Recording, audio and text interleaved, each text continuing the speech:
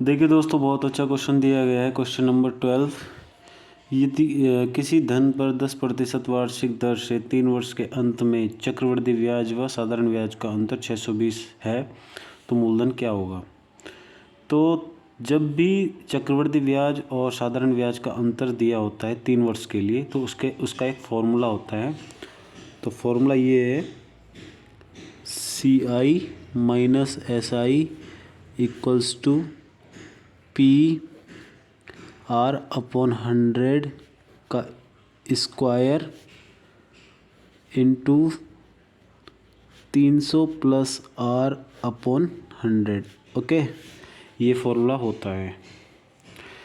अब हमें यहाँ पे इनका अंतर दिया हुआ है 620, तो लिख लेंगे 620। मूलधन हमें निकालना है और रेट हमें दिया गया है 10%, तो 10 अपॉन 100 का स्क्वायर और 300 प्लस 10% रेट है तो 10 और अपॉन 100। इसे सॉल्व कर लेंगे। ये हो जाएगा 620, 1 0 से 1 0 कटा P और इसका होल स्क्वायर है तो 1 अपॉन 100।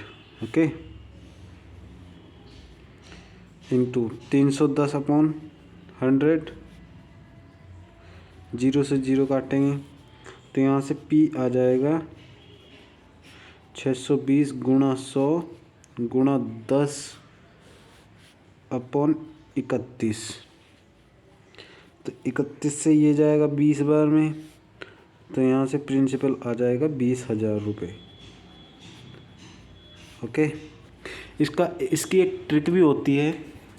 जैसे यहाँ पे दिया गया है कि 10% वार्षिक ब्याज, यानी कि रेट हमें 10% दिया गया है और 3 वर्ष के लिए निकालना है। तो आप यदि आपको पता हो तो जो हमारा SI होता है, सिंपल इंटरेस्ट होता है, वो हर साल सेम होता है। यानी कि 3 साल में कितना हो जाएगा जो इंटरेस्ट होगा हमारा, 3 साल में 30% हो जाएगा SI, क्योंकि 10% रेट दिया गया है। तो 3 साल का 30% हो जाएगा। और जो 3 साल का CI होता है, CI जो होता है वो कितना होगा, तो वो हम ऐसे निकालेंगे। CI जो होगा 3 साल का, वो 10% का फ्रैक्शन वैल्यू होता है 1/10, यानी कि उसकी वैल्यू 10 है और उसमें एक प्लस हो रहा है तो 10 से 11। और 3 साल के लिए तो इसलिए हमें 3 बार करना पड़ेगा, 10 से 11, 10 से 11। ओके, यहाँ से आ जाएगा 10 1000 और ये हो जाएगा 1331। तो यहाँ पे कितना आ गया, कितना आया है, जो ये होता है हमारा, ये होता है प्रिंसिपल और ये होता है अमाउंट, तो इसे घटा देंगे तो हमारा CI आ जाएगा। ओके, तो CI यहाँ से आ जाएगा हमारा 331, कितने पे है, 1000 पे, गुणा 100, 2 0 से 2 0 और बचा अपन में 10 बच रहा है तो 1 पॉइंट लग जाएगा। ठीक है, तो यानी कि इतना % जो है हमारा 3 साल का CI होगा। अब इनका अंतर देख लेते हैं। ये SI था हमारा 30% और CI आ रहा हमारा 33.1%। तो अब इनका अंतर निकालते हैं तो वो आएगा हमारा 3.1% और इसकी वैल्यू हमें 620 क्वेश्चन में दी गई है, ये देख सकते हैं आप।